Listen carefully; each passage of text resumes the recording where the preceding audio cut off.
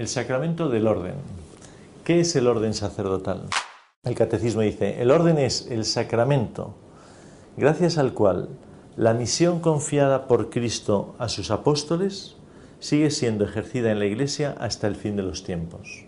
Es pues el sacramento del ministerio apostólico y comprende 3 grados: el episcopado, el presbiterado y el diaconado, que se corresponden a 3 grados de participación del mismo sacerdocio de Cristo: el episcopado, que tiene la participación plena; el presbiterado, que somos los sacerdotes que colaboramos con el obispo; y los diáconos, que están al servicio de las acciones pastorales.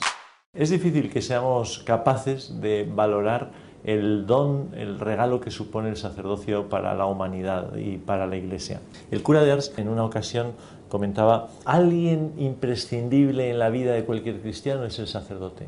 ¿Quién está a su lado cuando nace? Un sacerdote.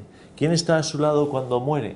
Un sacerdote. ¿Quién está a su lado en los momentos importantes de su vida, en el matrimonio, en los momentos de enfermedad, de caída, de herida, de alma? Pues siempre está a su lado un sacerdote.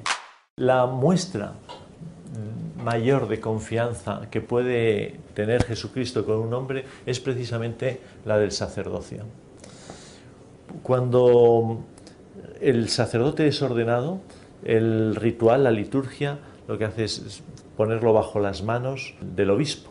El obispo lo cubre con sus manos y, por lo tanto, aquella persona queda bajo la acción misteriosa, eficaz, real, sacramental del Espíritu Santo.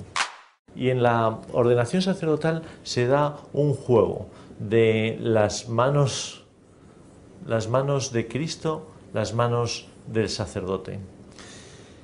Jesucristo le da como prueba de confianza al hombre el poder de sus manos. Las manos del sacerdote podrán consagrar, las manos del sacerdote podrán curar, las manos del sacerdote serán vehículo del Espíritu Santo en la acción de todas las almas que dependen de él. Jesucristo se pone en manos del sacerdote.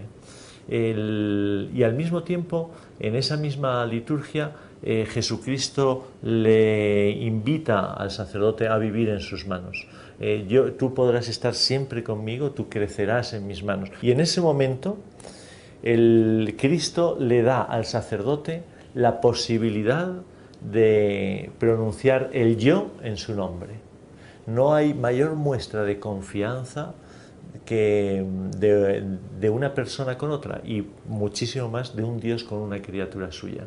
Cuando pronuncies el yo, puedes decirlo en mi nombre. Tú obras en lugar mío. Tú obras con mi fuerza, tú obras in persona Christi. En cierta ocasión, un periodista le preguntaba al entonces Ratzinger cómo era posible que, si los sacerdotes son elegidos por Dios, pueda haber sacerdotes malos. Y él preguntaba: sin duda es posible que uno se introduzca casi a hurtadillas, ¿no?, sin haber sentido realmente vocación, pero también se puede traicionar la vocación, es decir, no vivirla de verdad. Y continuaba: lo curioso es, ya hemos hablado de ello, que Dios confía en recipientes tan frágiles, que contrajese un riesgo enorme con la Iglesia, pues se puso en unas manos que le traicionan una y otra vez, y nos dejó la posibilidad de caer y degenerar, de manera que, debido precisamente a la ineptitud de los instrumentos, él mismo tiene que sostener la Iglesia continuamente. Por una parte, es un consuelo que el Señor sea más fuerte que los pecados de las personas, pero por otra, para los que se consagran a la vocación y creen haberla recibido, constituye un gran desafío dejarla crecer hasta madurar en comunión con Cristo. Claro, en la vida del sacerdote hay 2 claves. Una, recibir el don, la llamada, quien elige es Dios. Pero por otra, el compromiso de vivir en una comunión de vida, en una intimidad, en una vida de oración, vida sacramental, porque Cristo y yo somos uno. Cristo cuenta conmigo para actuar Él. Esa vida de amistad, de 2 yos que se tocan y se funden, es clave en la vida sacerdotal. ¿Quién puede ser llamado al sacerdocio? ¿Y cómo se sabe que uno es llamado? Muchas veces a los sacerdotes nos preguntan: ¿y cómo fue su llamada? ¿Cómo lo vio? ¿Cómo lo sintió? Juan Pablo II decía: en realidad muy bien no lo sé, porque me hice sacerdote. Y es verdad que no es porque uno lo haga en la inconsciencia, sino porque hay profundidades, zonas de la vida, de las decisiones de uno que están como introducidas en el misterio de Dios. El Espíritu Santo actúa y uno no sabe muy bien por qué va haciendo las cosas que cree que debe hacer. Me pareció muy interesante cuando Benedicto XVI contaba el proceso de su propia vocación. Él reconocía, yo nunca vi nada especial, no hubo ningún hecho extraordinario en mi vida, no hubo una iluminación, ¿no? Él cuenta, vivía en un momento en el que Alemania pasaba una situación difícil, de un gran empobrecimiento moral, y necesitaba hombres que evangelizase a su país en ese momento. Y él se planteó, mi país lo necesita, la Iglesia lo necesita, pues ¿por qué no voy a ser yo? Y entonces ahí es donde empieza toda una aventura y unos pulsos suyos personales con Dios que acaban en su ordenación sacerdotal.